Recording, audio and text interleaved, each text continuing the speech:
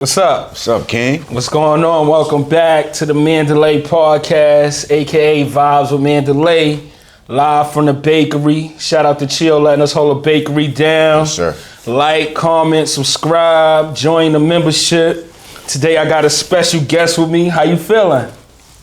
Oh, okay. You right in your mode? Pretty good, yeah. We got fresh lychee in here, you know what I'm saying? I got that on the walk-in, you know what I'm saying? Shout out to the King for passing me that, you heard? What's up, man? It's a little different today, man. What's up? What's your name? Yeah, man, big Bronx energy, Harlem. We bring it all together. Okay, you from the Bronx. Big Bronx energy. I was about to say, what's up? What's your name? Amadeus. Yes, sir. Like, that's your government name, or how did you get that name? So no, my name is Antoine. I'm gonna give you the full. You ain't gotta give your government. They know it. Right. I'm the type of producer where I like the full name and the credit. Okay. You know, when you know that's how the legacy continues. Oh, you know what I'm saying? Yes, I'm Amadeus, but I'm not the original Amadeus. Like that's my mama ain't give me that name, right? Okay. So I've always used and produced by Antoine Amadeus Thompson. You know what I'm saying? Dope. So I always put the whole government. So it's name like in Chucky Thompson, right? Like, yeah. you know that's the producer before One you. legendary, man. And rest in peace, man. He passed away I don't know if you know, he passed away during the pandemic. Oh man. Yeah, one of the greatest producers of all time. Right. Chucky Thompson. We just happen to have the same name. We wasn't related. You know, I used to act like we was. Because we both had Thompson at the end, right, you know what I right. mean? But yeah, salute to Chucky. Rest in peace, Chucky Thompson, man. So what's up? Where you from? Yeah, man, 169 Washington Avenue. Okay, you from the Bronx? Yeah, big Bronx energy. What's up? How was it like growing up in the Bronx? Rough? Like how rough? Like rough to the point where paint a picture for the people. Couldn't even go outside. Like when I wanted to go outside, mom and dad was like, nah. Oh wow. We ain't doing that. And then we, you know, in the building I lived in, you know, the project building I lived in, the store was right across the street. Okay. So whenever I asked to go to the store, like my moms would literally time me to go to the store and sit at the window and like watch me go to the store. What projects? What's it, Morrisania? Okay. Yeah. So that's like Morris, right? It's like, all right. Yeah, Washington Avenue, Webster Avenue, 3rd Avenue. Okay, around there. So when you started producing, like you said, you're a producer. So when you started producing. I mean, it took a while. I started playing drums first. You know, I started playing drums as a baby, as a kid. I don't know what it was, but my parents bought me a Smurf drum set. Oh, okay. You know what I'm saying? I was like 2, 3, 4 years old.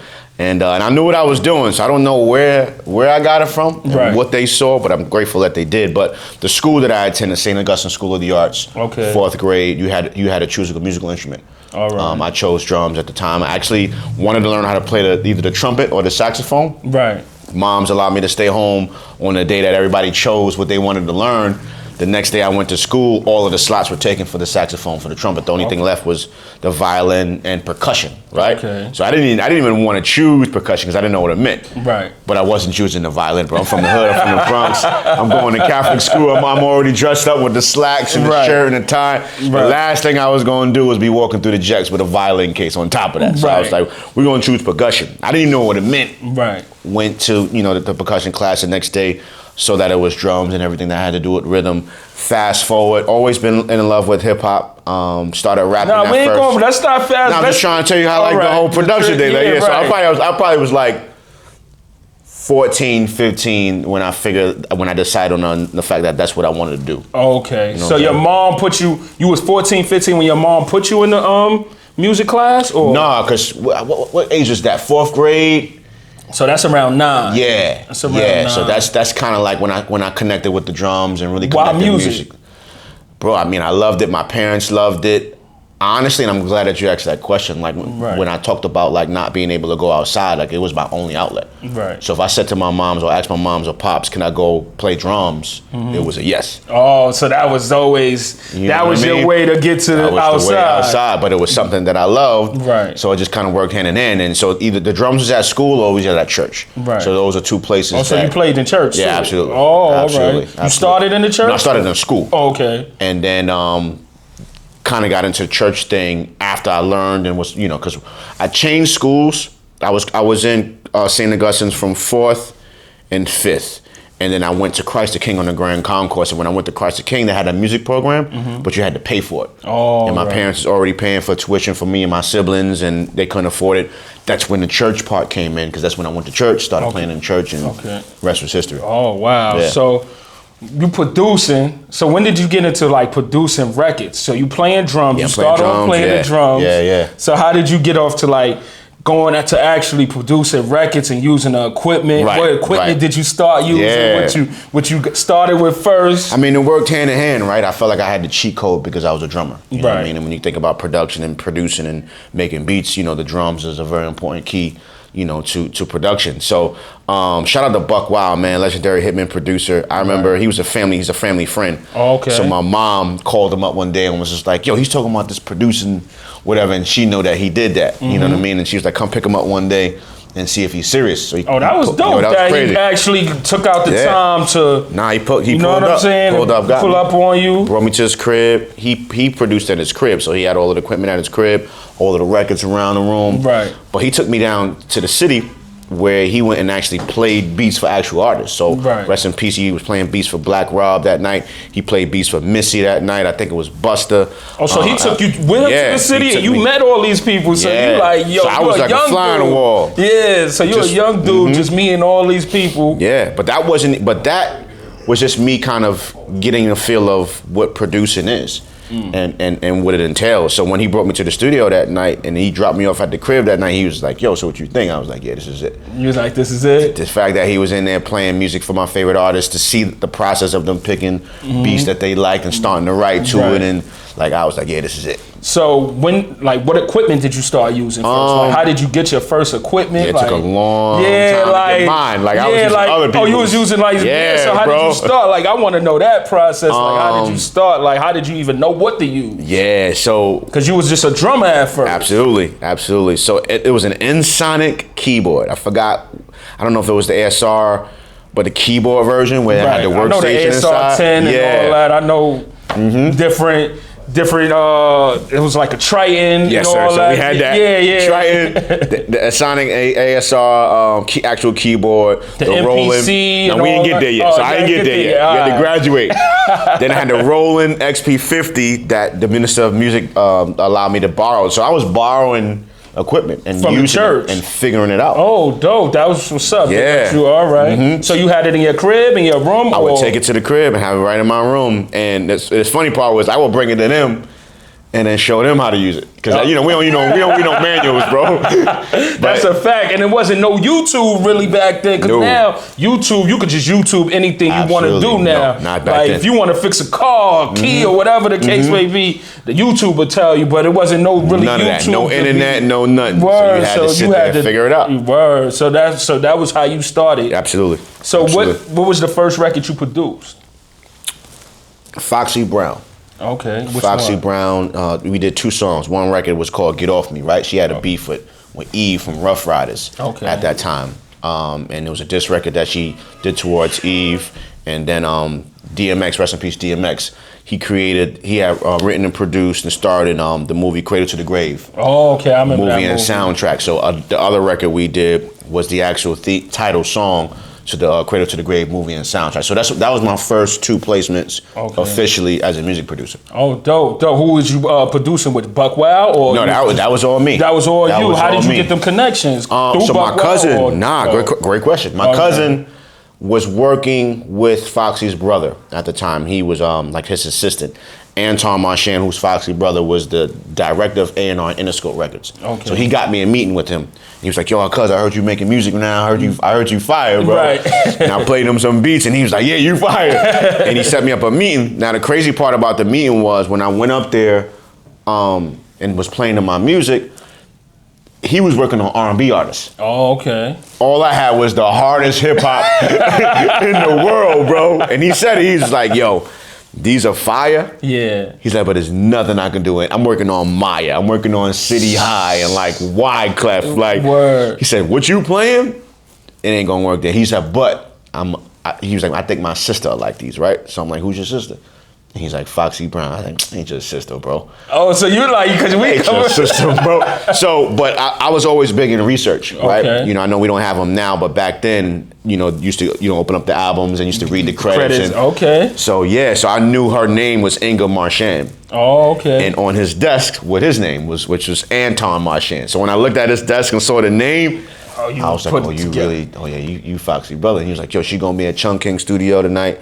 pull up at 7, play the same beat you played me in the same exact order. Okay. He was like, I know. So y'all had the game plan already, Yeah, like. bro. He's like, I know she gonna feel something. So Right. fast forward that night, walk in the studio, she's sitting there. I'm on a million because I had Foxy hanging on my locker, bro. Oh, okay. I had that L9. Who wasn't crushing on Foxy? Shout out to Foxy, man. Who wasn't crushing on Foxy? Like, for real. So when she's sitting right there, and I'm like, man, that's Foxy. But I had to hold it together. Right. Went in, she was like, yo, I heard you had some heat. Okay.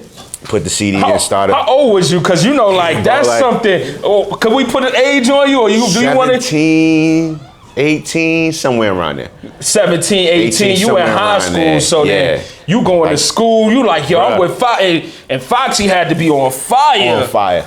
17, 18, you like, yo, you might be trying to scoop Foxy, like, yo, I want to bring Foxy to the I got in, was so nervous, bro. Like, I was a youngin', man. I was so nervous, and she's sitting there, and she was like, yo, and she was, straight up, she was like, yo, I heard you got that heat. Yeah. And I put the CD in, and it was crazy, because as a producer, you always look for artist feedback when they listening. Right.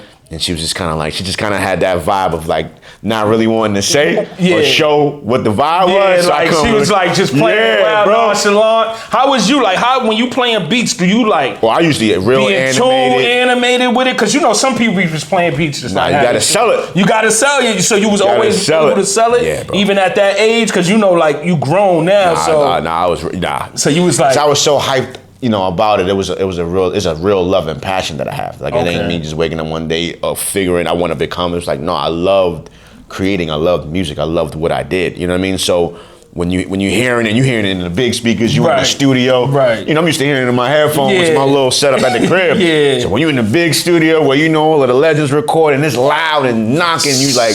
That shit sound different. So you was mixing your own beats too? Yeah, bro. Because that's a different animal, because the engineer is important. How important is the engineer when you make beats? It's like your partner in crime.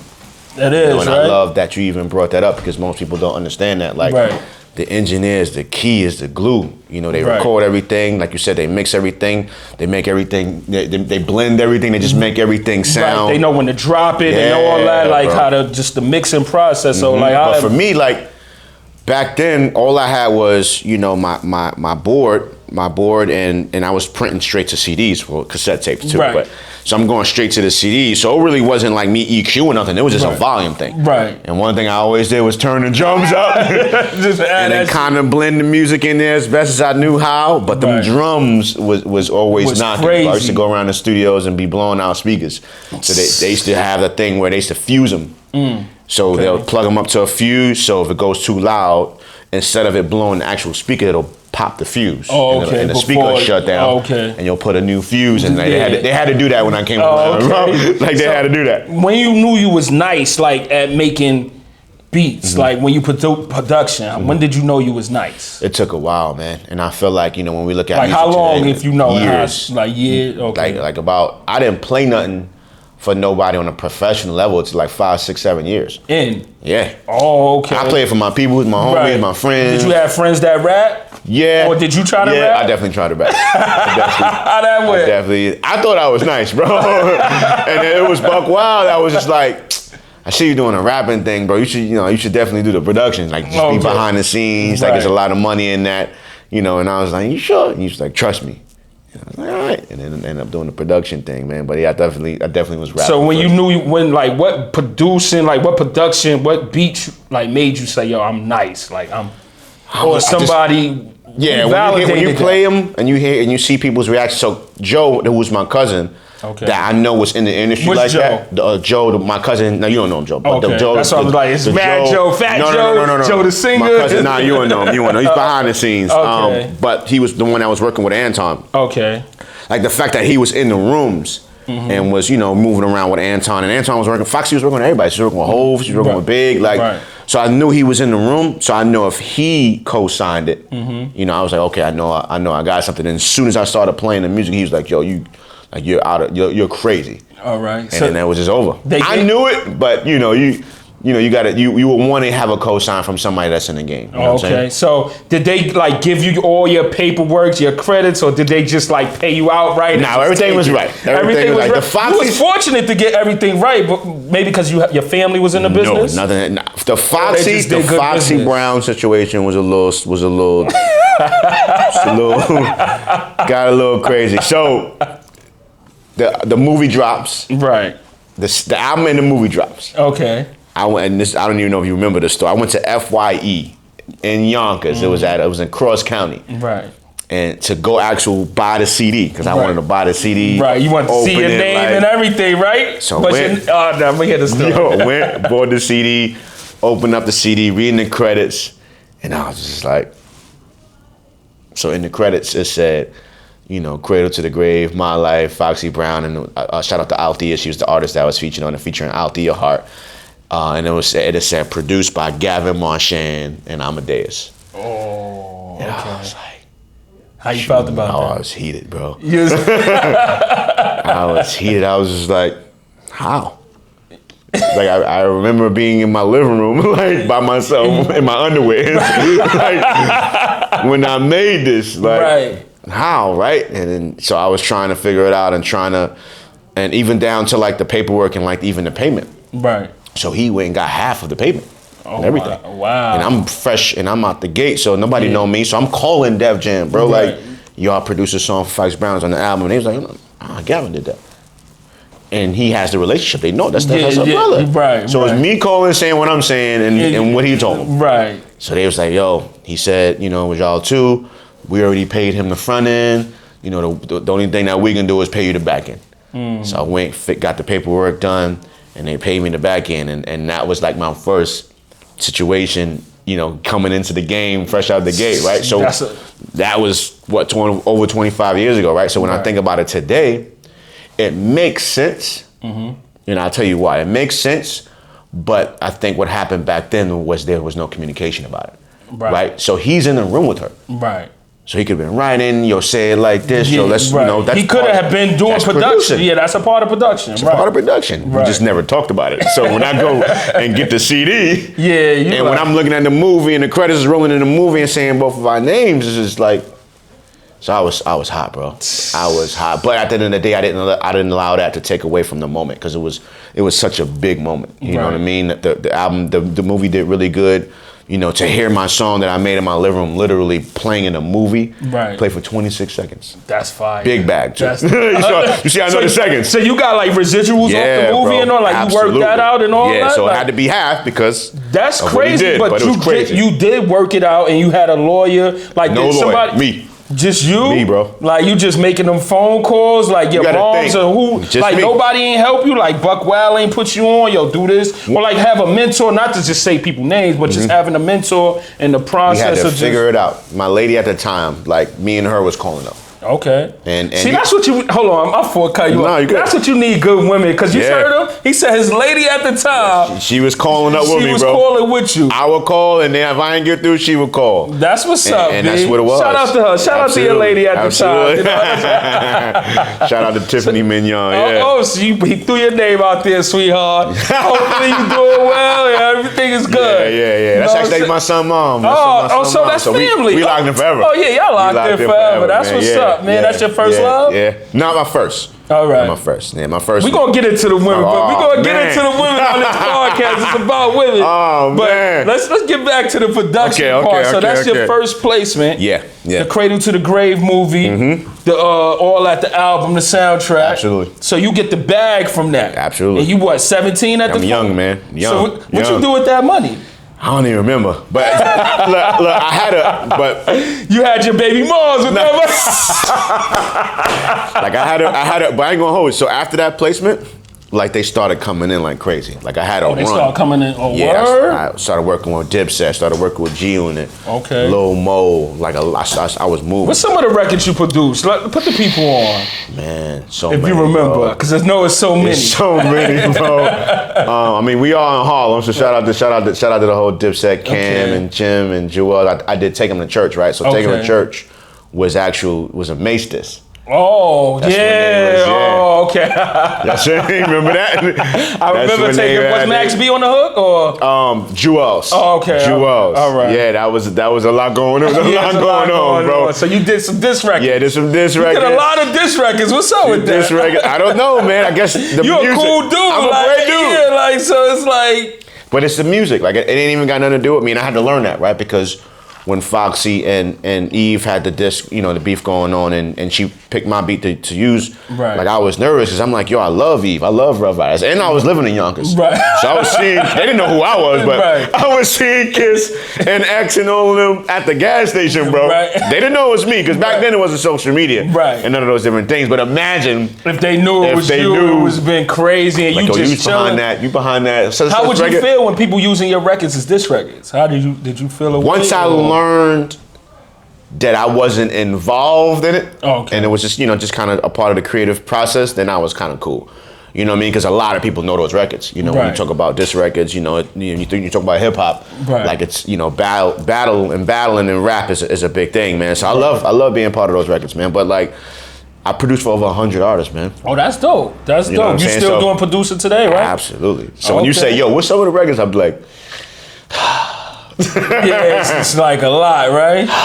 But if we had to talk about like some of my, I wouldn't say favorite, but some of the biggest records, like, okay. I know you're into sports probably, so like Okay. ESPN, right? I produced the ESPN First Take theme song. Oh, dope. With Stephen A. So Smith. that's residuals coming in. Absolutely. So that's on every day, still to this day. Right. You know what I'm saying? That Chris Brown, he produced 9 songs on a Heartbreak on the Full Moon album, right? Right. Dave, I saw you had Dave East here. Shout out to homie Dave East. Right. Got him his first plaque, with the record we did. That's dope. Oh, Perfect that's song, fire. Perfect. We produced his song Perfect featuring Chris Brown. So man, a lot of records. Young and May, I produced 9 songs on her album, her story in the making. Okay. It's a lot, bro. Jim, Fab, G-Unit. And we was talking, my fault to cut you off air. Bro. You did a couple records on the most hated tape. Yeah. Know what I'm saying? It's funny how time go like that, like it come back around. Mm-hmm. This is Amadeus. He did mad records on that most hated. Vado, J Mill. Word, Show. Yeah. Rome is in the Yeah, building. yeah. A lot of records on there. Yeah. You called me up. You was taking your beats. You hit me. So you really do. You about your business. My business, bro. You like, yo, what's up? Yo, that's what back you in when doing the with these- mixtapes was heavy. Yes, that's the So mixtape. mixtape That stuff. Biff and all that. Artists, usually throw out a mixtape. They ain't, you don't really get paid for mixtape stuff, Right. right? So for me, it wasn't so much about the bread. It was more about knowing that it was happening. Because I'm a fan of hip hop. Right. You know what I mean? So I'll cop the most hated tape while Right. I'm listening, and I'm Did you like, hear them records that you did on them? All right. but like I would hear it when I got the mixtape, bro. Like that's why I'm like, yo, like what? I didn't know you used that. Why didn't you use this? Yeah. And then the other downside of that is, like say for instance, like if the squad used those particular beats, like say if I have something bubbling over here with it, Right. where I might have gotten compensated or paid Oh, for, or somebody okay. used it and I didn't know. Because So I'm heavy on the business to make sure that Right. it ain't nothing ain't overlapping and you Right. ain't got a beat that's you rocking with a Chris Brown over there rocking with it and he put on then his it's- album and you got it on. Then You know it's what I like, mean? oh, mad confusion, and then they gonna hit you Yeah, up bro. like, yo, how is this joint everywhere? Correct. Right, So because it's more we of done that. paid for Yeah. this, and you don't want to like confuse the people and confuse your bag too Absolutely. involved because it get money. So what you love about producing? Man, just creating something from nothing. Okay. You know what I'm saying? Like, and that's why, like, I'm a big advocate for producers, getting their respect and their love, because I always say, whatever your favorite song is, and for any of the kings that's in the room, whatever your favorite song is, would you love that song if it was just acapella and you never heard it to the beat? Because production's a big process of like That's the whole thing, that, right? when you hear that beat, it's just like You heard the beat, Right. and you wrote the song you wrote. So, and now we got this incredible record. right. But if you never heard the beat, So it's will we like- have this incredible record? Well, some artists actually Right on their before, own. Right. yeah, they get the music, and you know what I'm saying. So, how is your process actually? I just go in the room, lock me in the room by myself, leave me alone, throw away the Okay. key, and I do what I do, come out and say, this is what I got. Oh. I ain't into creating beats specifically for artists or like, yo, I'm working on such and such, make me a beat for Fab. But like, anytime anyone asks me to do it that way, it didn't work out. It didn't work out. So if you just leave me in the room by myself, let me cook. We had the bakery, you know what I'm saying? Right. Let me cook on my own, no pressure, yo, work on this, I need that. Just let me do my thing. Just let you do your and thing. then I come on and say, like, this is what I got. Like, you record, like, you need, like, alcohol, weed, or you need a pill, or X. You know what? Nah, I mean, you got to think, I've been doing it since I was a kid. Right. So I never needed anything to create. Like, it's just an automatic vibe. It's just the excitement of me doing what I love. You know what I'm saying? And you doing it in your home, right? Yeah, so it's like, how do you stay motivated? Just the idea of me having the dreams that I had and was just like, yo, I'm going to figure this out. I'm going to keep pushing until I'm one of the biggest music producers in the world. Like, that was my thought process as I was creating. So it wasn't about the bag, because I didn't understand it. I didn't know nothing about it. I'm 14, 15 years old. Right. For me, it's a hobby and what I love. And when I asked my mother, yo, I'm doing this, I'm doing that, all right, cool. Right. So it's like So your mom was always cool with you making music? She didn't understand it like that. Okay. She didn't understand the benefits, and neither did I. Right. So when I'm saying, hey, I'm gonna be a hip hop producer, music producer, like it's frowned upon. It's like, nah, you need to go to college, you need to go to school, and it's like, nah, that's not what's in my heart. Right. That's not what's calling me. Like, this is calling me. I don't understand. I can't explain to you how I'm gonna do it. Yeah. How I'm gonna make it happen, but I just feel like I'm gonna make it happen. Right. So imagine telling your parents that. Right. Back then. Back then, it's like, and you going to school, you just a kid trying to figure it out. Now, my son can tell me something because we're a different generation. Different time. Yeah, different. So my son say, yo, I ain't really feeling this, dad, I want to do that. Or you got 100% support for me because I created something from nothing. Right. You know what I'm saying? So I understand that thought process of, wanting to pursue and you live your dreams and do what you love versus settling in life, right? And I mean that respectfully, or doing something that someone else envisioned you to do. Like my mom envisioned college, and like that was her vision for you. That was her vision for me. That's not my vision for me. Right. Right. So now imagine if I would have stuck to that. We wouldn't be sitting here, the world wouldn't have Amadeus. Word, all the fire records. Like, so for everybody that's tuned in, like you got to be fearless about, what God put in your heart, man. Like, a dream is a real thing. That's like, it ain't just to get through the night. It's a real thing. So what's the biggest record you produced? Depends, man. Yeah. The biggest bag, then. Let's go. Let's pocket watch right now. What's the biggest bag you caught? We pocket watching for the people. I mean, I think bag-wise, like when we did Heartbreak on the Full Moon, like Chris Brown album. Because you said nine, right? Bro. Yeah, so that's like half the hour. Well, Breezy be having like 25 tracks. That album, he had 70-something songs on that album. So that's not even half. On a normal album, that's half. Yeah. But your boy was like, yep, drop all 75 of these records. And we was like, what? It took me like a week to listen to the whole thing. So that was probably the biggest bag because you figure you getting paid for 9 joints. Right. And he ain't cheap. You know what I'm saying? Like he actually take care of producers. He actually show love. And I want to shout out Davies because Davies is a new artist, independent artist, but Dave always handled good biz. Shout out to East. Good dude. Dave always handled good biz. That's a great dude. Shout out to East. Big shout out to Dave. Always show love. A lot of these cats don't do good business. Bro. Nah, Dave. They do shady. I know you done been through some shady. And for Dave to be a new artist and an independent artist, well, he was with Def Jam, I think, with the Chris Brown record. Yeah, he was. Yeah, he was with Def Jam, right? But even after that, we did a few records after that. Okay. And there was never a thing where let me get that, bro. Let me just no. Yeah.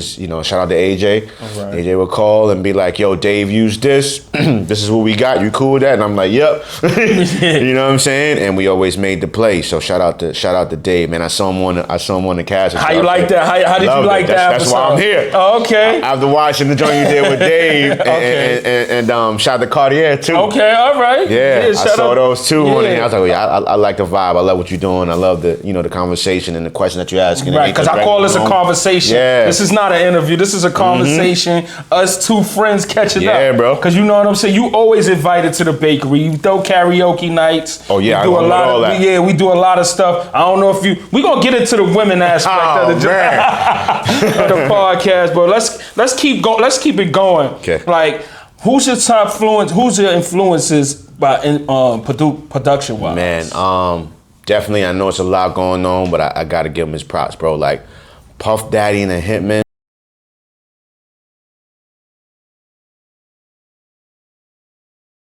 I'm saying clear of everything, man. I don't want no smoke, man. Right. But you know, again, like that whole movement, that Hitman was crazy. Bro, they gave us Biggie, Mace, 112, Faith Evans. How you felt then when you was producing it as the Hitman? What if you got that call like, yo, we want you to be a part of the Hitman? I did. You got that call? What record was you a part of? So when I became a Hitman producer, let's go back. Let's go back. Let's go back because we in Harlem. Yeah, we all at the bakery, right? Yeah. I remember as a youngin', Puff was standing outside of Rucker. Okay. And I had a BCD on me, bro. Ooh. And I pulled up on him. Bunch of amazing, beautiful women around, and he was just standing on the corner. He had the security. He had the drop tops out. Right. And I remember I pulled up on him, and I just looked at him. I gave him a dap. I put my hand on his shoulder, and I got my hand the craziest smack off his shoulder. The security you ain't was supposed to be touching people, bro. He slapped my hand so crazy, and then Puff was like, "Oh no, he cool, he cool." I was like, "We didn't say that earlier, bro." But I remember that moment, right, and I had my BCD, and that was the moment. That was the moment. But I never gave him the BCD. I just told him my name. Okay. I said, "Yo, bro, much love, bro. Like you one of my heroes." I said, "You know, my name is Amadeus," and I was like, "One day I'm gonna be a bad boy hitman." And he was like, "All right, Playboy." And he was like, "That's a dope name." And I was like, "All right, that's what's up." And I had my CD, so everything in me was like, "Yo, give him the CD, right?" But then part of me, what made you walk around with your CD on? Oh, you gotta be always ready, bro. That's you never know what you're gonna run into. That's a fact. But you gotta respect and understand timing, right? So as a youngin', I knew the timing wasn't right. I'm like, bro, he out here at Rucker. It's too much going on. He got the bucket low. He got the drop top. He ain't thinking about no beats, bro. He gonna toss my joint in the trash immediately. I said, just tell him your name. And I told him my name, and I was like, yo, one day I'm gonna be a hitman, right? So fast forward. I'm at Daddy's house, which is the legendary, studio where everybody recorded. Faith, Big, Jay, everybody. All of the Bad Boy records came out of Daddy. Remember that, right? Yeah, Daddy's house was big. So how you got the call? How did you get to Daddy's house? So D-Dot, another Hitman producer, was, definitely a big influence for me. I met D-Dot early in the game. Shout out to D-Dot. This is a big platform. We shout everybody out. Shout out to D-Dot. We want to give everybody their credit, their credentials. We shout people out. That's why I always say, how shout your people out. Yeah. Right? You know what I'm saying? So D-Dot produced Hypnotize for Big. D-Dot produced. He did a lot of records. All About the Benjamins, like heavy. Right. So we connected. He's actually my son's godfather. So we. So y'all got a good relationship. Oh, okay. He'll tell me whatever I need to fix with my beats. Okay. Change the drums right there. Add this, add that. Take out that. So he's like, a big brother, a mentor. So I was always in the Bad Boy umbrella, always pulling up, playing beats for the A&R. Shout out to Bobby Springsteen and Conrad, DeMonte. I like shout out. We shouting everybody out. Right. We giving everybody. And that was that was a moment. So Danny D. Kane era. Day 26 era, making a band. That's kind of around the time where I pulled up and I did a record for an artist named Sherry Dennis. Shout out to Sherry Dennis, Bad Boy artist. She had the was the I Love You track? Yeah. Okay. That's the record you did? No. So I did another record called Waiting. Okay. And it was kind of like a mid/ballad. Okay. But it was totally unique and different from everything that was on her album. And I remember Puff asking him like, "Yo, who did that? Who made this song?" He was like, a young kid named Amadeus. And he was like, "Oh, word, who is he?" He said, "Well, no, he kind of buzzing. Like, he, young cat moving around doing his own thing." So that caught his ear. And, I kept coming around, playing beats, kept being around. Being hungry. Being hungry. And then Danny Kane situation came, and then I got a call, they needed an intro for the Danny Kane album. Okay. Explained the concept, told me I had to have it in like an hour or two, sent it through. They used it, Puff spoke on it, boom, boom, boom, and then the whole idea came up with like, "Yo, you want to be a hitman?" And I was like, that was that moment. And that was that full circle moment from the Rucker. And so shout out to Fran Sparrow. She passed away, but Fran was the queen who managed all of the Hitman producers. Marion Winans, D-Dot, Stevie J, everybody. So met with her first. Got in good with her, and she was like, "All right, we're gonna see what's going on." So she sent me to the studio to work out of Daddy's house, and she was like, "Yo, Puff is gonna pull up tonight. He's gonna chop it up with you." All right, so I'm in the MIDI room. The MIDI room, like you got to graduate to the A room. A room is Puff's room. B room is where Marion Winans and Stevie J. And so I'm That's in the like MIDI junior room. varsity. That's like JV. Puff used to send Big, rest in peace.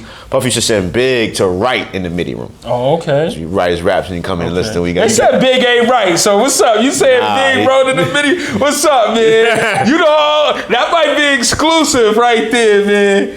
I don't know. You see Big writing? No, I mean, I didn't see Big writing. They said they said Big ain't right, man. So that's what's true. going on? I mean, that don't mean it's a pen to the pad. Like, it could have been where he kind of They said Big to get his thoughts in the there big it room. is, there it is, there it is. There it is, Mandalay. Yeah, I don't want to jam nothing up. So I was in there.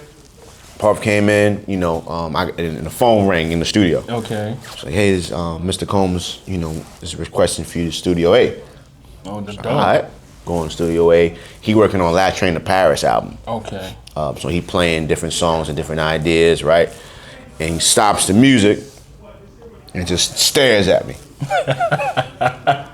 Like just like I'm looking at He you put right. that pressure on you. That stare. Stop. That's like you the know, look like of. the stare, the Puff stare. He stares at. I know all my life. I know. So you know what that means. Stares at me, right? So I'm sitting on the couch listening, and I just stare back. And I don't now move. y'all got a staring now we having a staring contest. Because in my mind, I'm like, bruh, ain't nothing to be afraid of. I'm here. I'm here for a reason. I know I'm dope at what I do. That's what's I know up. I You had belong that here. mindset. That mindset. Like, I know what you're doing. I know what you're doing, bro. You're trying to scare me off and give me the look away. Now I'm right here, bro. I won this. Yeah. And he turned around and finished playing the music. He's like, yo, you can go back in the meeting. I'm going to holler. I go back in the So he just called you in the A room for a stare contest. Basically. he played me a few records, but it was definitely a staring contest. Yeah. I go in the MIDI room, back to making beats, the phone rang. Fran's on the phone. She was like, yo. I said, yo. She was like, you good? I was like, yeah. What's up? And she was like, yo, I just got a phone Puff. And she was like, all right. And she was like, welcome to Bad Boy. And I was just like, wow. That's what's up. You know what I'm saying? How was that experience Bro, being on Bad Boy? Legendary, bro. Like I learned so much. And I know there's a lot going on. Yeah. But one of the greatest creatives ever. Like fine tune everything. Like Watch to make Last Train to Paris. I think he was making Press Play. I remember that album. Okay. But a genius, bro. Like a genius, Musical bro. genius. Genius, bro. Like a So that's genius, definitely bro. like your number one influence for this music production. Absolutely. That, them, and I know we went off to a little tangent, but I had to give him his love. Swiss, Dr. Dre, Shout out to Dre. Those is definitely Primo, legend. Okay. Kanye, Just Blaze. Okay. You know what I'm saying? Like Neptunes, Ronnie Jerkins. So these are all Ronnie Jerkins. You got a little look like Ronnie Jerkins a little bit, a little slimmer. Little dark child vibe with you. That's bad funny, bro. yo, that's bad funny. So yeah, man. you said you was making some of the hardest hip hop beats. How did you get into R&B? So there was a few people. Shout out to Jay Brown. Jay Brown and Dame Dash actually signed me to my first publishing deal. I only had one publishing deal, but they signed me to a publishing deal. And it wasn't perpetuity, right? You gotta know that word. It wasn't for life. Yo, right. Well, some don't make it out though. Some don't make it out of their publishing deals, Okay. but I did. But Okay. but yeah. So Jay Brown, for those that don't know, like heavy in the game, really a huge A&R, huge executive. He's a part of Rock Nation now. Okay. So he's part of signing Rihanna and like Jay right hand, but he's also Dame's right hand too. Right. And I would meet with him, and he would be like, "Yo, bro, you gotta start making some R&B pop. Like it can't be all hip hop, bro. Like there's so much more opportunity out here for you to work." And he was like, "Bro, you a musician? You surrounded by all these musicians. You in church, like." Yo, call them up, bro. Tell them to pull up to the studio. Start laying them down guitars and chords and keys and. Oh, so he put that extra vision in you. Yeah, and I didn't even think of that. Yeah, because you got a lot of people around you. It's like we was always saying, you use people right, don't misuse them. Man, yeah. So he like, bro, call up your band members, bro. Like, start putting that together. And I'm like, Right. And ever since then, that's what I did. You know what I'm saying? So then then the R&B started coming out. And Okay. they like, I'm pulling up playing R&B. They was like, R&B? What was the first R&B record you produced? I mean, I That you got had placement joints on? back then. So Little Mo, shout out to Lil Mo. Lil Mo Okay. was like one of the first R&B artists to really give me a shot and really give me a chance. So Okay. we got a record called Brand New. We got a record called Yeah, Yeah, Yeah. We got a record called Sometimes I. So big shout out to Lil Mo for really, really giving me an opportunity. But Sherry Dennis and then Danny Kane and then it just got crazy, bro. Like Right. CeeLo Green and Maya. Oh, you got some heavy hitters. Justin Bieber, like okay. Keisha Cole, like Right. it got crazy, it's bro. crazy. Yeah, but that was because of really aligning with musicians and bringing other musicians and creatives in instead of I always wanted to do everything on my own. Right. You know what I mean? I felt like, nah, you can't do it, or you can't do it by yourself. You ain't nice, bro. But then you learn, especially with me being a part of the whole Hitman umbrella. Like, yo, it's always Mario Winans and Stevie J and D Dot and Puff, all these creators in the room. Right. And it made sense when I got in the room. Right. When you look at the Big Album and Mace, and you've seen all these producers' names. And that's on the what credits. created like classic work. Oh. That shit is masterpieces. If you Them put shits- all of us in the room, you going everybody that's in the room right now. right. That's different perspectives to look at this record. You're Right. gonna have ideas, I'm gonna have ideas, he gonna have ideas, he gonna have ideas. Right. And then you take all of those ideas Right. and you put it in a pot and you create and you cook. So instead of me trying to figure it out on my own all the time, it's like, nah, let me let you in the cook, bro. Let me let Right. you in the cook, bro. And it's like How you like expand. collaborating I with love people?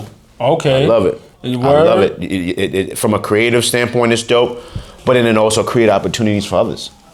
Okay. The others that want to do what I'm doing already. Like Right. I'm letting you in. Right. I'm opening the door. So It's do not you work easy. with younger producers and all that? Like, And do you the put age people don't even on? matter. Absolutely, bro. Okay. I've changed, and I'm saying this humbly. I've changed so many people's lives. Oh, dope. Met so many Like producers. writers, singers, yeah, and producers, writers, band members. Like we've been touring with Trey Songz for 18 years. I was about to ask you. Like just and let's- producers that came in that had fire beats, but Right. that's it. Like Right. I don't have no connections. I don't know nobody. I'm new, fresh out the game. It's like, come over here, bro. Right. I Like, got would you start like have a management or team? Nah, or you it's a part of production You team. just putting them on, Yeah, just like not production do they team. sign under you or you just? It's like we gonna just shake. We connecting gonna, the we gonna dots. shake hands. This is how we gonna move. This is how the deals is gonna move. You good? You good? You good? You good? Let's roll. That's I ain't dope. trying to lock you in for life. I'm not Right. trying to make you sound on the dotted line. I own Like you. Amadeus Productions, and then you like, yo, Nah. this beat produced like how you got in the game. You like, yo, this beat produced by Amadeus and Cashco. Like, you know what I'm talking about? Like, it's like Bro. they could have did it in their drawers, pause, and then you be like, nah, me and Cash did this Amadeus and like. But that's business. But though. that's a part of it, though. There are situations where it's like that. You know what I Right. mean? And at the end of the day, That's business. that's So, cool. Yeah, like it's about what you negotiate, You right? get what you negotiate. And at the end of the day, you over there as a producer, I ain't gotta let you in.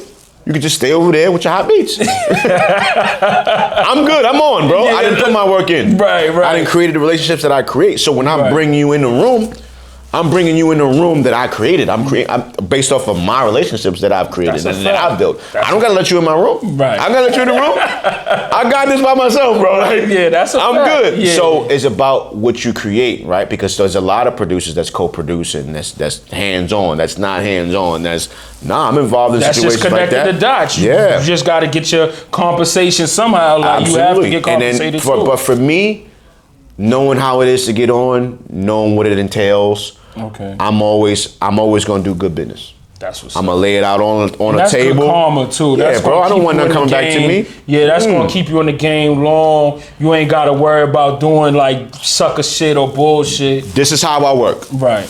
A, B, C, D, E, F, G. Right. This is how I work. This is how I work. I'm showing you. And you gonna give them pay with This is how I work. Right. You good? This is how I work. You always gonna give them the Here, take this, read it again. That's how I work. right. You ain't gotta come over here. Right. That's You can what's stay up. where you at, but this is how I work, Right. right? So nobody can come at me and say, yo, Amadeus, yo, he did me like that. No, this is how I work. Right. You know what I'm saying? Now, if it changes, or if you switch up, or if you move differently, or if you on now and you don't need me, but that's why I don't sign people. Okay. That's the door. You give everybody the opportunity. Whenever you want to go, you can go, bro. I don't own you. God gave you this gift. Right. That's I'm what's just up. a king that's saying, I built what I built. I created what I created. but you're dope and I hear it, Right. and instead of letting you stay outside, I'm gonna let you in. You're not gonna gatekeep. Nah, bro, I'm gonna let you in. I'm gonna let you in. I'm gonna let you in. You know, there's a lot of dinosaurs that gatekeep. You know what I'm saying? Bro. We call them dinosaurs, and they gatekeep, and Bro. they be like, yo, they don't like to give people opportunity. No, bro. They think it's gonna take away from their shine, but in all actuality, when you put somebody else on, that's gonna make you shine greater. Absolutely. But that's not even my purpose for it. My purpose is solely seeing and hearing your greatness. You dope. Right. You dope. It's simple. It's simple. Just like, as yo, that. let me add on to it. You dope. Basically, just adding on to it. You dope. Why not? I know what it took me to get to where I'm at. So why would I see you be dope and incredible and be like, nah? Try to gatekeep that. Bro, they print right now as we talking. Have anybody ever tried to gatekeep you? Like, we don't want to talk. We ain't talking about haters. my hustle is so crazy. Right. Like I'm a like this store right now. Like even if you lock the door, Right. like right. And I'm not even gonna say this store. I'm gonna say if there's a door I want to get in, Right. I'm gonna figure out how to get in this door, bro. That's a fact. And that's something that I've did all my life. Like, Right. you know, that's why when you ask me, what do you love about production, bro? It's creating something from nothing. Nothing existed. When I went to the studio, when I went into my room and I turned the equipment on, nothing was there. Right. No sound was there. If I press play on the beat machine, on the keyboard, nothing's gonna play because nothing's there. Right. But after 10 minutes, after 15 minutes, after an hour, after me pressing a bunch of buttons, and then I press play again, something is there. Right. So I'll create something from nothing, bro. So my next question, how you feel about sampling? Do you do a lot of sampling? Heavy. That's how I started. Okay. That's how I started, bro. But then you learn, like You gotta give the the business, points, right? yeah. You learn, and I got records. I remember. Shout out to The Game.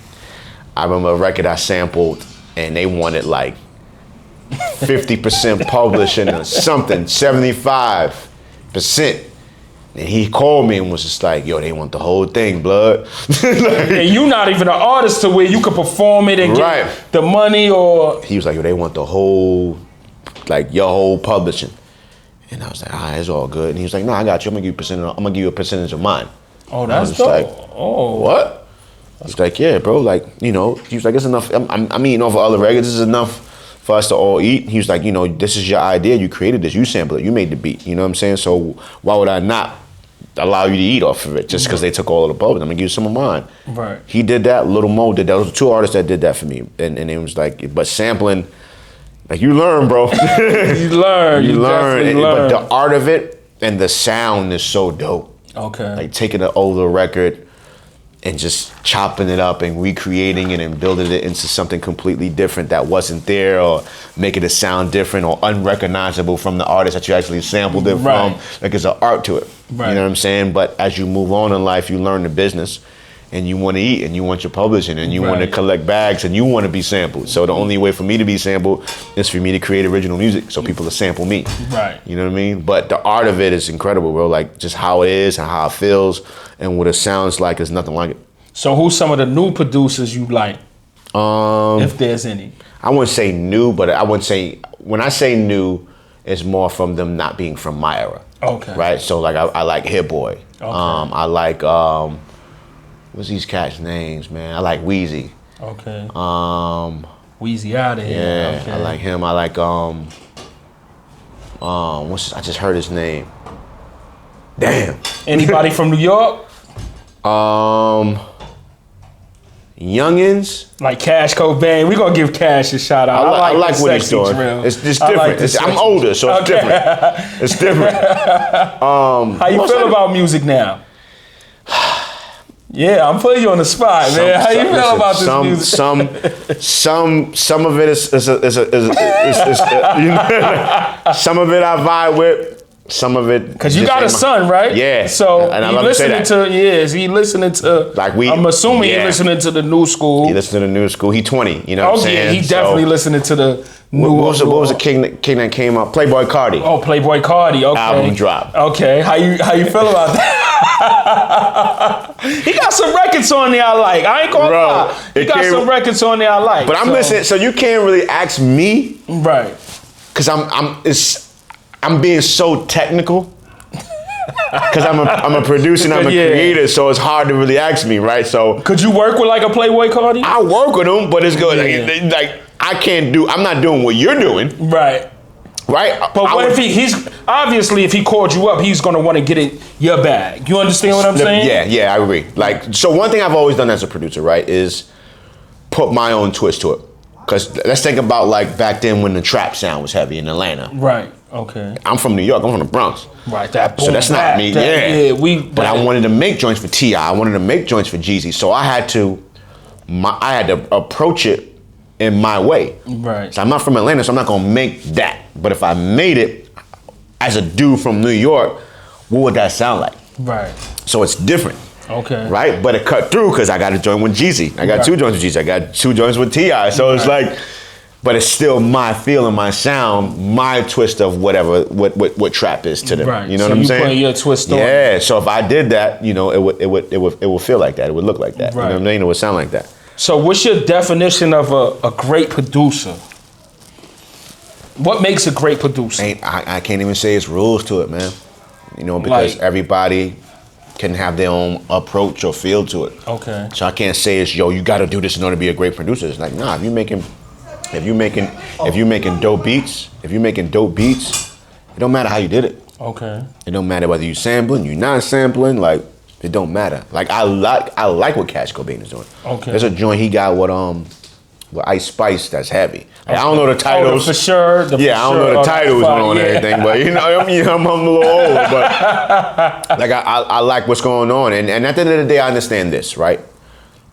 My parents was Michael Jackson, you know, Marvin Gaye, Grandmaster, you know, Furious 5. Right. Me, Big, Wu-Tang, KRS-One, Nas, Jay, fast forward, then Tupac. that Wayne, Drake, you know, Big Sean, you know what I mean? And now, you know, you Playboy Cardi. Yeah, bro, that's my era. Right. You know, so what I'm saying is, as time goes on, the styles of music and the sound changes. Do you adapt? I have to. You have to. Like you're not stuck in your ways. Have to. Do you like are you stuck in your ways? That's what I'm asking. Like I'm big on, you know, like I got a few drill joints. Okay. But it's not I got a few drill joints. But it's not gonna sound like Amadeus drill. Yeah, I got drill joints. But my drill joints is like it's drill. Yeah. But it's super musical. Okay. All right. Like if that makes super sense. I gotta hit him. So imagine like I ain't gonna lie, y'all. People, I might be coming back in the game, bro. Cause I got Amadeus contacts. I'm gonna be like, yo, Amadeus. So rappers hit me up. I be having a lot of up and coming rappers on this platform. Got you. So I definitely want to connect with you, like outside of this, and keep in touch. You know what I'm saying? But for real, cause Amadeus, he one of them ones. He definitely one of them ones.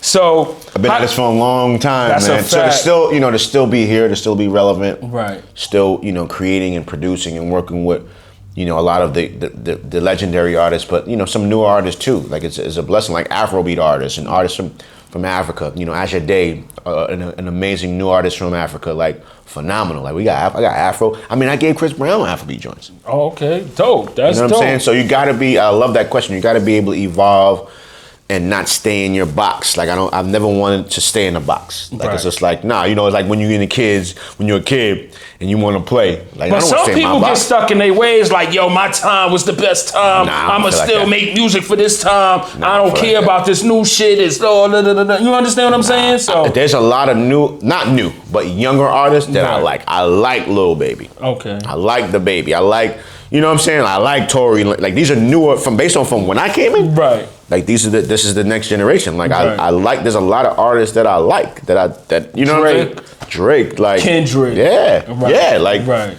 I like, bro. Nah, it's J. music. Cole. Yeah, you gotta plug. We plugging all the hot music. Here's the thing. Music is expression, bro. What are you listening to right now? I listen to a lot of EDM.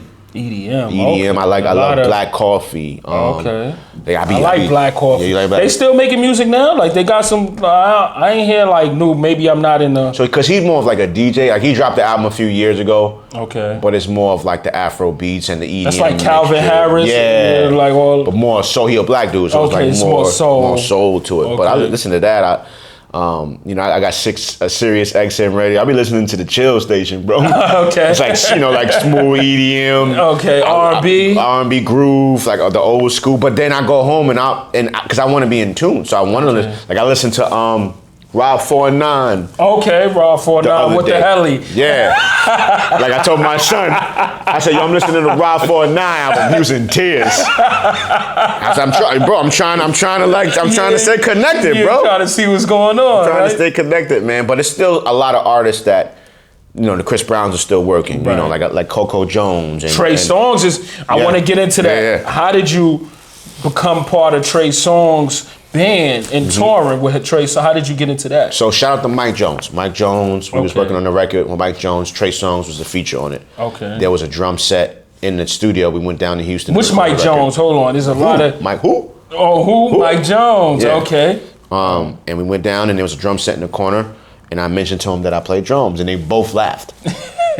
Play drums? Like, bro, play drums. Like, for real. Like, that's the first thing I did. Before production was drums. Yeah.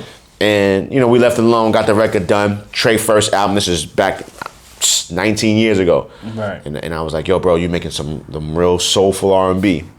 One day you're going to need a band. When you need a band, call me. I'll put the band together for you. Right? He went home, I went home. Mike was already in Houston, he went home. Right. A year later, I get a phone call.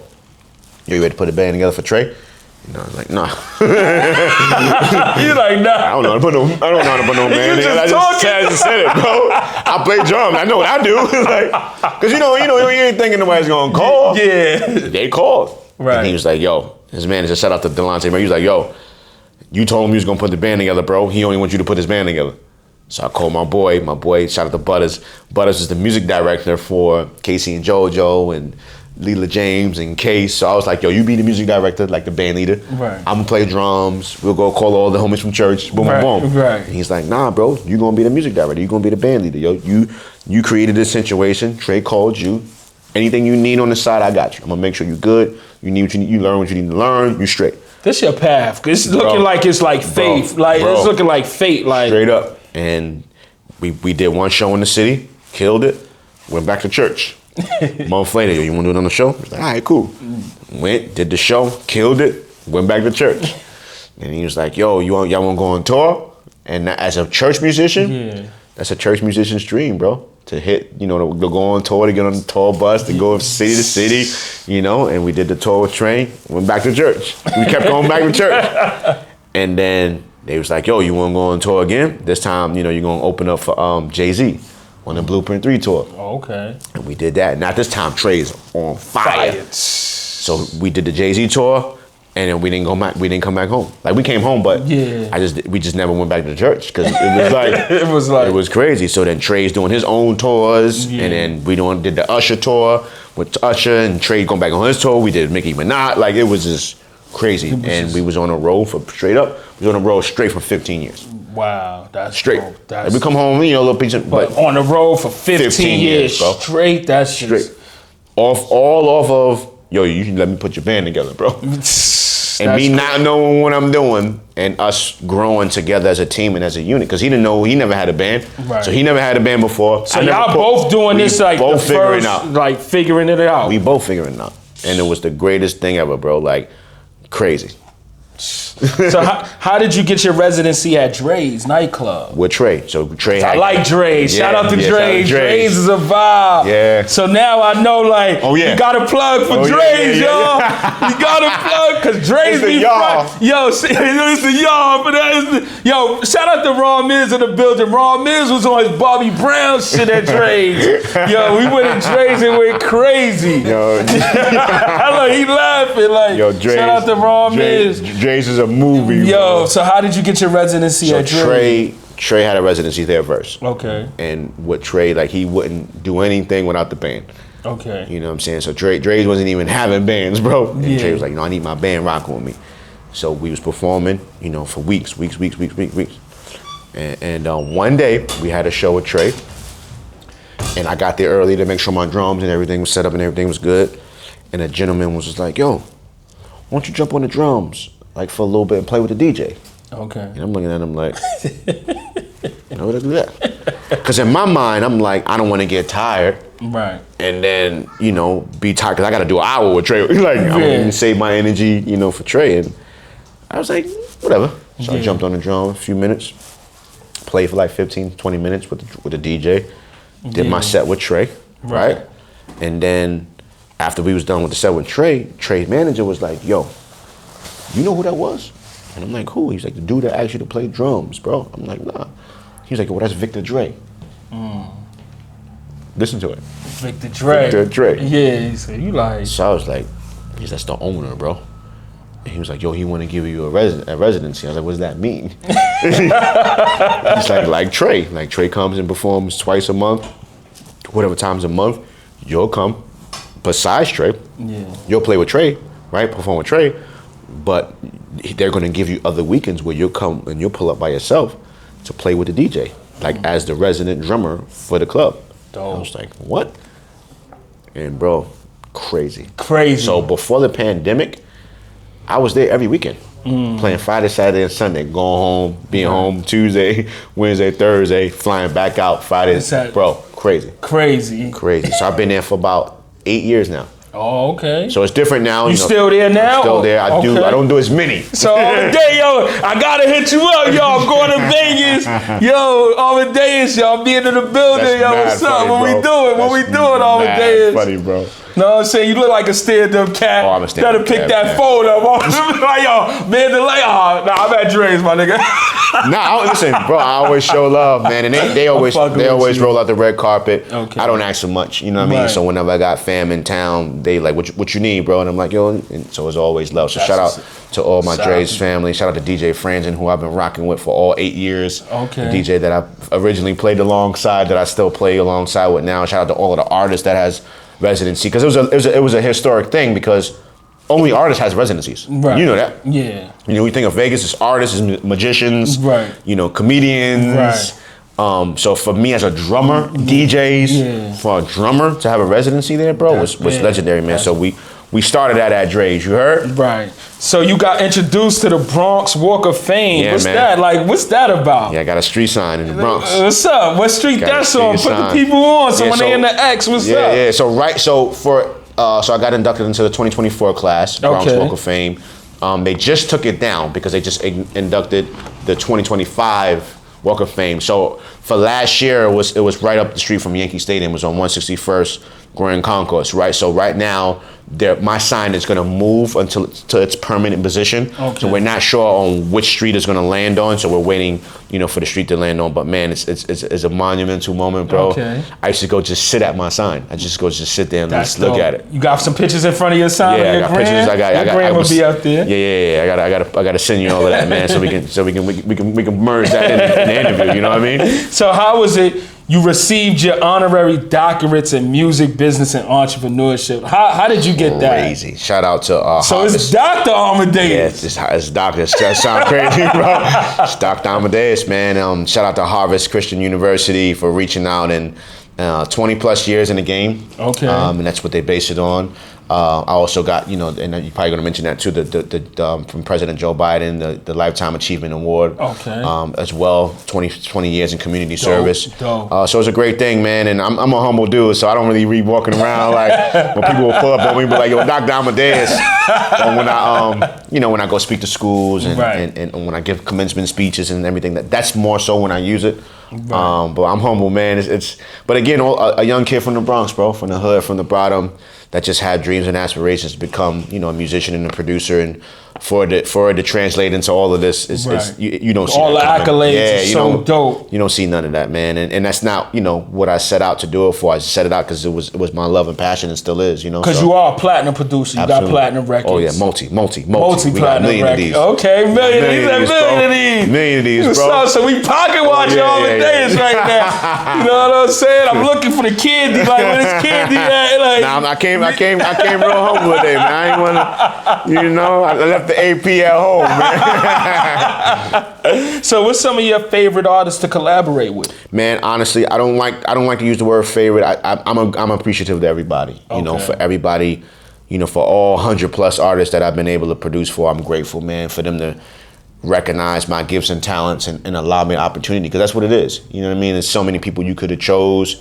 to get beats from, so for you to use any of the music that I've created by myself or that I've created alongside any other amazing producers that I've been blessed to work with in my careers is a blessing, man. So I'm grateful for all of them. I would say if I had to name the artist that I've worked the most with from a production standpoint, it would be Chris Brown. Chris Brown and I got about 50 records together. Dope. A lot of them unreleased, but we, like I said, 8 on Heartbreak on the Full Moon, Indigo album, a lot of mixtape joints. He's a dope writer too, so he wrote the Justin Bieber record we did. We wrote the J-Lo record we did.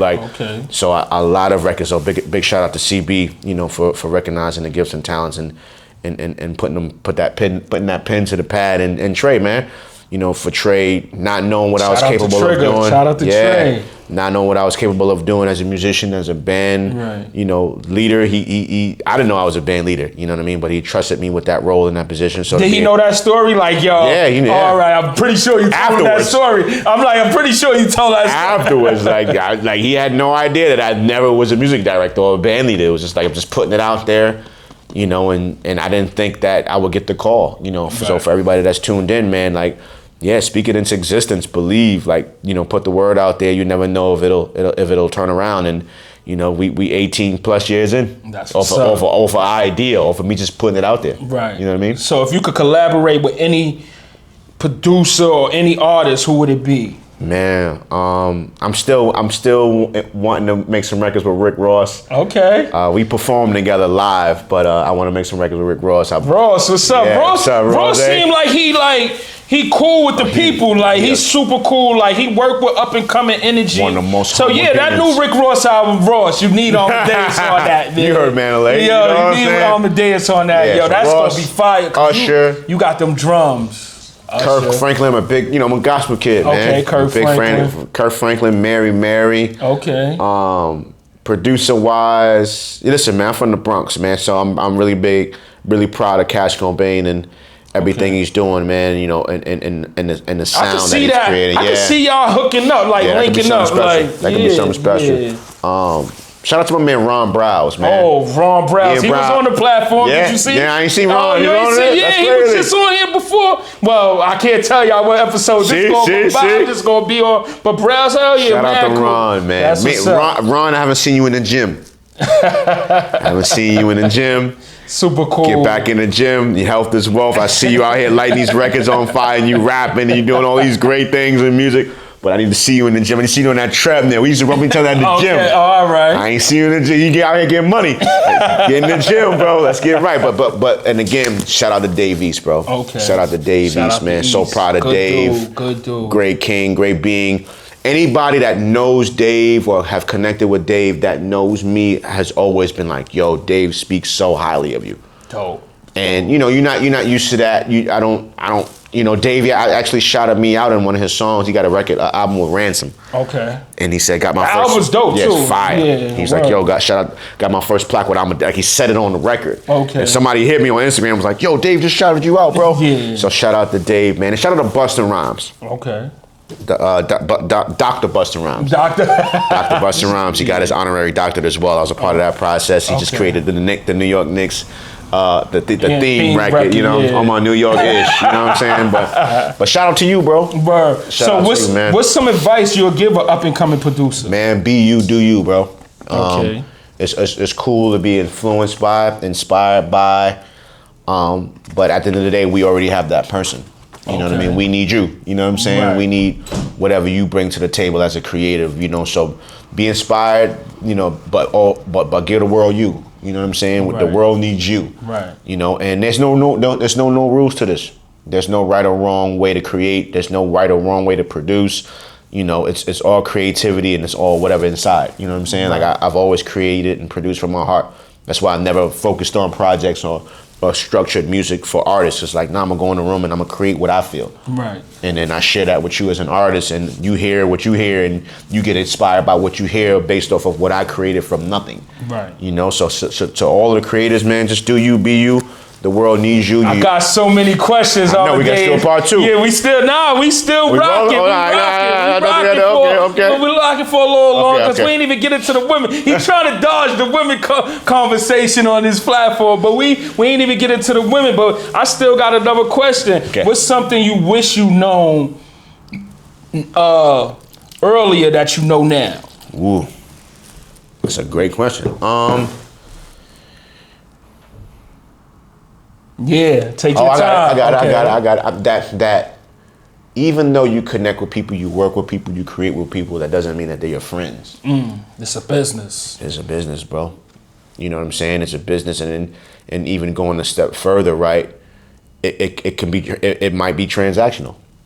That's a fact. And for me, you know, I'm a good person. At least I like to think I am. I have a big heart. You know what I mean? So if we connect on that level, you know, you're gonna always be my guy. You know, like just like we connect on the platform. You know what I'm saying? It's not like, okay, after we finish this conversation, I disappear. You disappear. Like you go your way, I go my way. Like it's always like connection is a vibe. It's a chemistry. Like you allow me to be on your platform for me to share my gift and my story, my journey for those that that are watching to be inspired by. So that's how I am. So you expect people to move how you move and be how you are, and you learn rather quickly. Everybody move how they move. You can't take it personal. No. But I mean, but you have to allow mature. You know, you have to allow yourself to mature to that place to not take it personal. Right. When you don't know, and when it kind of catch you off guard, and you're not used to that, right? And you've been thinking this one way or it throws you off guard, and you do take it personal. Ain't that the music business though?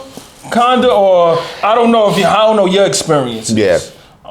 I mean, everybody got a different experience what they went through with the music stuff. Like you learn, but listen, I have no regrets. All right. I don't feel no way. You know, you live and you learn. Right. And you learn who's who and who's for you, who's not, who's transactional, who's actually, you know, cherishing and valuing the relationship that's being created. If it's a real relationship, like you learn those different things. So I would probably say I wish I've learned that earlier, because you expect certain things from people, or you expect people to move a certain way, right? But then when you grow, like I'm 44 years old, you know what I'm saying? My son is 20 years old, like, you know, so I've lived his life already, you know what I mean? Like, so I lived this, you know, so you learn, and I've learned to not have expectations from anyone or anything anymore. Right. I don't expect you to do anything, bro. I want you to do whatever you're going to do, and I'll accept whatever that is you give. But I'm not going to expect anything, because that's when you leave room for disappointment. Right. So, what's your favorite motivational quote? I came up with a joint that said, "You don't have to be great to be great." Okay. What does that mean? It's like to you. Oftentimes people compare themselves to others, or they try to be like who you consider the greatest. My MJ, LeBron, Beyonce, Jay, you know, Dr. Dre. It's like, nah, you don't have to, like, to be great. Like I never sought out to be the greatest producers in the world. I just wanted to be dope at what I did and leave a mark and a legacy. You know what I'm saying? So you don't have to be someone else or be great. It's about your hustle. It's about what you bring to the table. It's about outworking everybody. You know what I'm saying? It's about your drive, your motivation. So I just feel like you don't have to be great to be great. Not everybody that are successful are the greatest rappers. Right. Not everybody that's successful are the greatest singers, the greatest performers, the greatest producers. Right. You know, they found their niche, they did what they did, and you know, they broke through the door somehow and they won. Right. Which just goes to what I say. You don't have to be great to be great. So just focus on you. Right. So what's your definition of greatness? Bro, for me to be able to do what I love every day. Every day I wake up doing what I love. I never settled for anything. I didn't settle for no job. I didn't settle for a different career. I went after what it is that I felt, I believed in my heart I was capable of doing, and I went and did that. And I do it every day. You know what I'm saying? So it's just about not settling, and it's about believing in yourself. And like I said, I created something from nothing. It was an idea, it was a thought. It was something that was in my heart. And that's gonna be the name of this podcast, Something from Nothing, because you big on that. I ain't gonna lie, we gotta bring Amadeus back for part two. But part two, we gonna have some women in the building. You know what I'm saying? Because I ain't get a chance. I got a list of questions, but we kind of reaching the time frame. But I got a list of questions about the women. Okay. But we ain't get into it. What's up? You want to get into it? No. Let's come back to part two. Let's come back. Let's leave leaving it with that. All right, Amadeus said we gonna get into a part 2. Anything I didn't ask that you want to plug? Nah, we good, man. Like I said, I'm appreciative for you having me on the platform. I appreciate you pulling up. Thank you, my brother. For real, because you got a lot going on. And I remember you from back in the day. He gave me that email or however we connected. It was my BlackBerry. Word. So I'm like, I appreciate you coming up. Proud of you, King. Word. Being humble. Yeah, man. You know what I'm saying? Coming through, saying your story. Absolutely. Proud of you, bro. You know, and again, like, you know, people will ask me, and we'll leave on this note. Like, why are you so humble, King? Like, you know, you've done all of this. You got a street sign. You got a, like, bro, like, God gave me this, man. God gave me my gifts. God gave me my talents. I put the work in to get to where I'm at. But, you know, just as how I got here, you could lose it all too. And not be that guy and not be that person. You know what I mean? So I always want to remain humble. I always want to be cool, be approachable, be someone that you can talk to. You know what I'm saying? Take a picture with, get an autograph from, bro. I'll take every picture. Like, you would have to pry me. Like, when I go to speak to these kids at school, like, you got to pry me away. Because it's like, I know what it's like to be that little kid that want a picture or autograph, and it's like a no, or you be left disappointed. It's like, or wanted a dap. You know, all of those things really matter to me. You know what I'm saying? So that's who I am, man. That's what's up. That's what I will always be, bro. Once again, shout out to Amadeus for pulling up. How did you get the name? My last call. How did you get the name? Come up with the name Amadeus. We was trying to find a name. I remember seeing. You said we. Who's we? So my partner at the time, shout out my brother Soup. I learned producing, you know, with him. Like we worked together as producers. See, we didn't get that. I didn't know he started when you started with someone. Okay, shout out to Soup. So we was trying to figure out a name. Because he was Superman. He called himself Superman, so it was Soup for short. So he had his name. Right. I didn't have my name, but I saw the movie when I was in school as a little kid, and Amadeus was nuts, like nuts. Right. And we just had a lot in common, and that it just made sense. He was one of the greatest composers of all time. So I wanted to be one of the greatest composers of all time from a hip hop standpoint. And that's where the name came from. Dope. And then later on, I learned that it means loves God, and that's absolutely who I am. So it was meant to be. Definitely. Once again, shout out to Amadeus. Yeah, no, we here. Shout out to Chio letting us hold the bakery down. Cooking, you heard? Like, comment, subscribe, join the membership. We definitely having a part 2. Yes, sir. Amadeus, I'm gonna tell him, yo, we need a part 2. So I ain't gonna tell him it's about women. So he could just come, like, you know what I'm saying? We gonna have some women on board. Okay. Have Amadeus a part of this conversation. Okay. Like, comment, subscribe. And I got my lychee in here. Yeah, and we gonna still finish this alcohol, and we gonna have some more. We gonna have everything. You coming back, bro? I'm definitely coming back. Pause. I'm definitely coming back. Like, comment, subscribe, vibe.